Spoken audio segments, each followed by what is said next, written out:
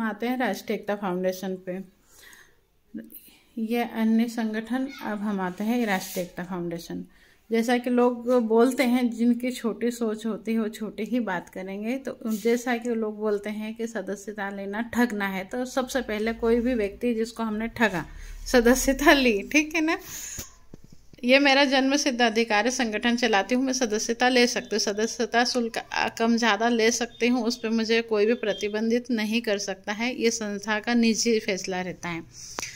हम सबसे पहले सदस्यता लेते हैं। सदस्यता लेने के बाद में जिला लेवल पर, मतलब सबकी सदस्यता हो या ना हो, क्योंकि मेरा टारगेट था संगठन बनाने से पहले कि ये जो चीज़ें हैं, ये जो लोगों ने प्रैक्टिकल किया, ये हमने पहले ही वकील को फीस दी। फीस देने के बाद में सारी चीज़ें जाने के रिजल्ट कहाँ से आएगा, तो हमें सब वकील ने बता दिया था। हमने कहा ये करेंगे तो क्या होगा, ये करेंगे तो क्या होगा, ये करेंगे तो क्या होगा। तो ये सारी चीज़ें हमने फीस दे के संगठन ने समझी, किसी भी पार्टी पे हमने प्रैक्टिकल नहीं किया। तो समझने के बाद में ही हम मैदान में उतरे कि हमें क्या क्या ज़रूरी है और कितना समय हमको लगेगा, कितनी मेहनत हमको करनी, हमारे बीच में क्या क्या अड़चनें आएगी, वो सब चीज़ें हमें पता थी। अब रहा सवाल, जैसे कि यहाँ पे काफ़ी सारी भीड़ थी, हमें लगा कि हम उससे कम मेहनत करवाएंगे तो हो सकता है कि संख्या हमारे साथ में ज़्यादा है और लोग समझदार होंगे। हमें लगा था कि चिट फंड में लोगों ने इतना सारा नेटवर्किंग किया है, इतने सारे लोगों के लिए काम किया है, तो बहुत अच्छे दिमाग वाले होंगे। पर मुझे लग रहा है, अब लगता है कि पैसा कमा लेने से दिमाग बढ़ जाएगा, डेवलप हो जाएगा, ये ज़रूरी नहीं है। कोई पढ़ के बड़ी डिग्री ले ले तो उसका दिमाग डेवलप होगा, ज़रूरी नहीं है। मैं बहुत छोटे क्षेत्र से हूँ, मेरा कोई फैमिली बैकग्राउंड राजनीति में नहीं है, उनसे पहले किसी ने कोई संगठन नहीं चलाया है, सारी चीज़ें हैं, पर मुझे समझना, जिज्ञासा जो मेरे अंदर थी, तो उससे ही मैं यहाँ से यहाँ पहुँच गई। तो हमने संगठन बनाने से पहले हमने ये सोचा कि इस समस्या का जड़ से समाधान होना चाहिए, क्योंकि मेरी शादी से पहले भी एक कंपनी भगी थी, JVG वसुंधरा वगैरह का नाम आपने सुना होगा। तो मेरे भैया काफ़ी डिप्रेशन में आए थे, मेरी पूरी शादी का पैसा उसमें लगा था। उसके बाद में फिर 2006-07 में हम लोगों को भी जोड़ा गया, तो कहीं ना कहीं वो डबल से हमारे साथ में हुआ था। तो मुझे लगा कि अब ये चीज़ें होनी नहीं चाहिए, और इसमें सबसे ज़्यादा जो है गलती है शासन प्रशासन की ही है। कंपनी मालिक तो दोषी है ही है, उसके साथ साथ शासन प्रशासन सबसे ज़्यादा दोषी है कि उन्होंने रजिस्ट्रेशन ही क्यों दिया। तो लड़ाई हमें करनी है उच्च लेवल पर, वो केंद्रीय लेवल पर करनी पड़ेगी। मतलब मुझे, अगर मैं किसी छोटे से गांव से रहने वाली हूँ तो मुझे केंद्र तक लड़ाई लड़नी है। तो अगर मैं पूरा जोश सबको बोलूँगी, सब भीड़ो तो इतनी लंबी लड़ाई दौड़ते दौड़ते नहीं कर सकती। इसलिए मुझे इस तरह से स्टेप बाय स्टेप करना था कि मैं वहाँ तक पहुँचूँ, लास्ट तक टिकी रहूँ। मैं बीच में से आउट होने नहीं चाहती थी, इसलिए पूरा सोच समझ के हम मैदान में उतरे। हम लोगों ने थाने लेवल पे आवेदन ही नहीं करवाए। यहाँ पे जब थाने SP ये वो सारी चीज़ें चल रही थी, हम लोगों ने डायरेक्ट आवेदन करवाए। कोई भी संस्था संगठन निचले लेवल से चला था, हम SP लेवल कलेक्टर कार्यालय से ही चले, क्योंकि हम लोगों को पता था कि अथॉराइज्ड पर्सन है और इनके पास में ये पावर है। निचले लेवल पर तो पावर भी नहीं है। तो हम लोगों ने जिले पे मीटिंग करी, सेम डे मीटिंग करी, सेम डे ही आवेदन भी दिलवा दिए। हम लोगों ने ज़रूरी नहीं समझा कि कोई, मतलब एक आम नागरिक और एक संगठन, दोनों में फ़र्क होता है। अगर संगठन अपने आप के, अपना खुद का, उसको कहते हैं ना कि अपनी योग्यता का अगर हमें ही नहीं पता होगा तो दूसरे क्या करेंगे। तो यहाँ पे कई सारे लोगों ने एक दिन तो अनुमति लेने में ही टाइम वेस्ट किया। हमने बिना अनुमति के, यहाँ तक कि मैंने कई जगह आप लोगों ने देखा होगा कि 144 धारा लगी हुई थी, आचार संहिता में भी मैंने कार्रवाइयाँ कराई हैं, और डायरेक्ट SP कार्यालय पर ही कराई। और जो SP कार्यालय पर हम लोगों ने कार्रवाई कराई थी, तो वहाँ ज़रूरी नहीं था कि सारी कंपनी के लोग हमारे सदस्य थे। मेरा उद्देश्य था कि मुझे एक बेस तैयार करना है डायरेक्टर सुप्रीम कोर्ट में जाने के लिए। तो लोग हमारे साथ आए नहीं आए, कहीं से सदस्यता आई, कहीं से नहीं भी आई, पर मुझे तो करना था, ये मैं ठान चुकी थी। तो कहीं कहीं पे तो बस ये, जब मैंने पहला लेटर SP कार्यालय पे देना चालू किया, और उसमें यहाँ पे सब लोग झूठ बोल बोल के कार्रवाइयाँ करते रहे कि हम निवेशक है, जबकि हम लोग पीड़ित थे और हम एजेंट थे। हमने पहला लेटर ही SP कार्यालय पे, कलेक्टर कार्यालय पे दिया था कि हम एजेंट हैं, और अगर हम पे कार्रवाई होती तो कलेक्टर पे भी कार्रवाई होनी चाहिए। तो मेरा पहला लेटर ही एजेंट बनकर ही गया था। SP कलेक्टर पे हमने कार्रवाई की, और उसमें हम लोगों ने लिस्ट में मतलब ये कि कंपनी का नाम इसलिए नहीं लिखा था कि 2 लाख कंपनियां मोदी जी ने बंद की है, तो 2 लाख कंपनियों के नाम तो हमें पता नहीं है, 2 लाख कंपनी के लोग हमारे साथ में नहीं जुड़े हुए, पर हमारा उद्देश्य ऐसा था कि सभी लोगों का भला हो जाए। तो हमने समस्त चिट फंड कंपनियों के लिए कार्रवाई की कि ये लेटर समस्त चिट फंड कंपनी वालों के लिए काम आ जाएगा। तो उसमें लोगों ने, ये जो इतने सारे नाटक करवा चुके थे, उन लोगों ने बोला अरे मैडम ने तो आपकी कंपनी का नाम ही नहीं लिखा। उन मूर्खों को इतना भी नहीं पता कि इस लेटर, जो राष्ट्रीय एकता फाउंडेशन का लेटर रहता है, उसके पीछे हस्ताक्षर होते हैं पीड़ितों के। तो जो पीड़ित जिस कंपनी का उसके पीछे लग जाएगा उसका भला हो जाएगा। भले वो 100 कंपनी के हो, एक लेटर के पीछे तो 100 ही कंपनी के लोगों का फायदा हो जाएगा। एक कंपनी का व्यक्ति होगा तो एक कंपनी का फायदा होगा। तो हमारा उद्देश्य नेक था, हमने समस्त चिट फंड कंपनी करा। पर जिन लोगों को मिर्ची लग रही थी उन लोगों ने टांग खींचने के लिए कि मैडम ने तो आपका नाम ही नहीं लिखा। अब मेरे देश के भोले भाले लोग, अरे मैडम हमारी कंपनी का तो नाम ही नहीं लिखा। भैया तुम्हारा काम हो रहा ना, तुम्हारा जो हस्ताक्षर था, तुम जिस कंपनी से पीड़ित थे, तुम्हारा काम हो गया।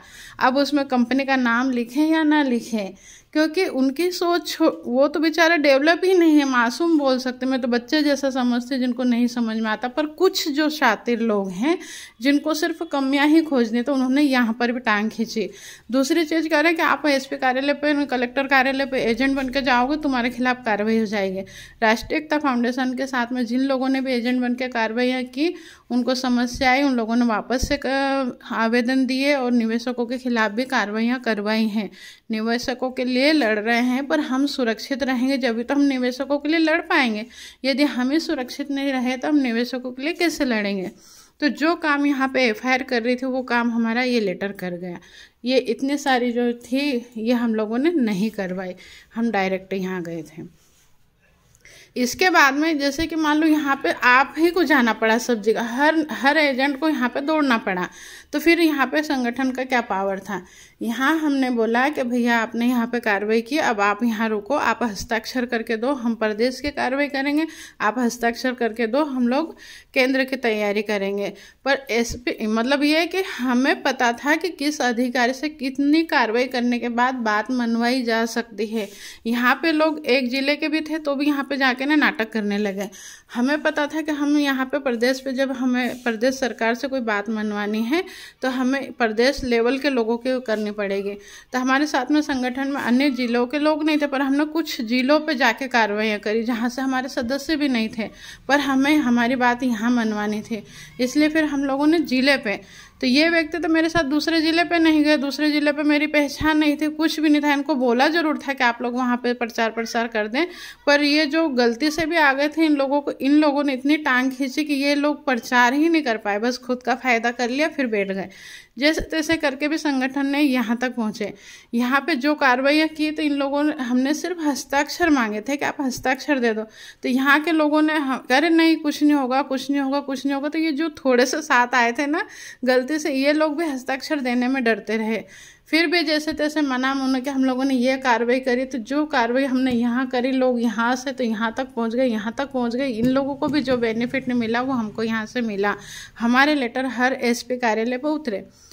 अब जैसे कि कई लोग बोलते हैं कि ये व्यक्ति ने इसके क्षेत्र में पैसा दिला लिया, तो मैं बोल रही हूँ कि वो राजनीतिक चीज़ें हैं कि उनको सिर्फ अपने क्षेत्र का देखना है। वो राजनीतिक के रूप में जा रहे हैं क्योंकि उनको वहाँ से टिकट लेना है, वहाँ से चुनाव लड़ना है। तो काम दाम दंड भेद सारी चीज़ें अपना के थोड़ा सा रिजल्ट ले आए।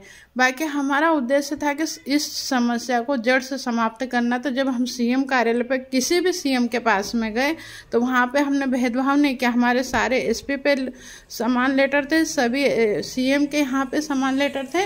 और जब यहाँ से लेटर उतरते थे हमारे पास में, अगर 10 जिले के लोग हैं, पर ये सीएम कार्यालय से लेटर हर एसपी कार्यालय पर उतरे।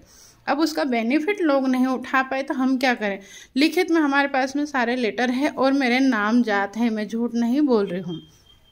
ये किया, इसके बाद भी फिर हम चुप नहीं बैठे। जो लोगों को लग रहा था दीदी एफआईआर नहीं कटा रहे, दीदी उधर तो एफआईआर कट गई, सेशन कोर्ट में चले गए, उनको तो पैसा मिल जाएगा, हमको नहीं मिलेगा। मैं बोले थे भैया आप शांत बैठे रहो, सब हो जाएगा, रुको रुको। क्योंकि मुझे पता था कि पैसा यहाँ जाके मिलेगा, यहाँ से नहीं मिलेगा, यहाँ तो थोड़ा बहुत नाटक हो जाएगा, पैसा नहीं मिलेगा।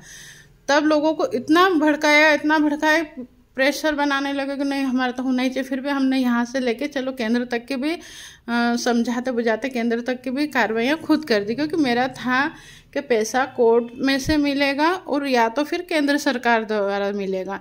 तो कोर्ट से मिलेगा तो हम ये छोटी छोटी कोर्ट में 10 कोर्ट में जाने के बजाय तो डायरेक्ट सुप्रीम कोर्ट में जाएं, क्योंकि सुप्रीम कोर्ट राष्ट्रीय लेवल के कोर्ट है और हर कंपनी का बिजनेस 2 से 4 प्रदेश पे है।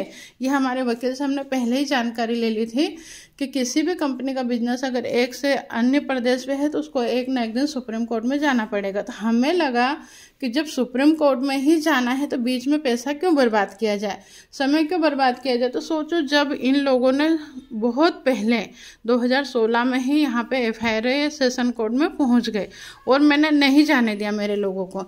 मैंने बोला आप हस्ताक्षर करो, यहीं रुको, मैं कर रही हूँ कार्रवाई।